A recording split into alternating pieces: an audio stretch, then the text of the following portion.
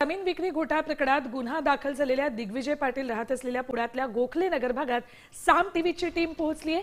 पुण्यातील मुंढवा भागातील 40 एकर जमिनीच्या खरेदीचा दस्त केल्यानं अमेडिया कंपनी वादात अडकली। जमिनीची विक्री करणाऱ्या शीतल तेजवानी, अमेडिया कंपनीतील पार्थ पवार यांचा भागीदार दिग्विजय पाटील आणि सहदुय्यम निबंधक रवींद्र तारूंवर बावधन पोलीस ठाण्यात गुन्हा दाखल करण्यात आला।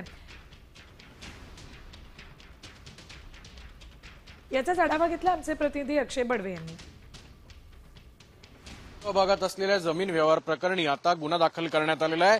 पार्थ पवार यांच्या कंपनीचे जे पार्टनर आहेत दिग्विजय पाटील यांच्यावर काल बावधन पोलीस ठाण्यात गुन्हा दाखल करण्यात आला आणि हे दिग्विजय पाटील ज्या इमारतीत पुण्यातल्या गोखलेनगर भागात राहतात तीच ही बिल्डिंग आहे। आपण जर पाहिलं तर रोहन गरिमा नावाच्या उच्चभ्रू सोसायटीमध्ये दिग्विजय पाटील राहतात। सध्या ते घरी आहेत का नाही याबाबतची माहिती मिळाली नसली तरी सुद्धा काल रात्री त्यांच्यावर जो गुन्हा दाखल करण्यात आला आहे त्यानंतर आता पोलीस काय कारवाई करतात हे पाहणं महत्त्वाचं असेल। पण तत्पूर्वी जमिनीच्या विक्री केल्याप्रकरणी शीतल तेजवानी, अमेडिया कंपनीतील पार्थ पवार यांचे भागीदार असलेले दिग्विजय पाटील आणि त्यासोबतच सहदुय्यम निबंधक रवींद्र तारू यांच्या विरोधात बावधन पोलीस ठाण्यात काल गुन्हा दाखल करण्यात आलाय।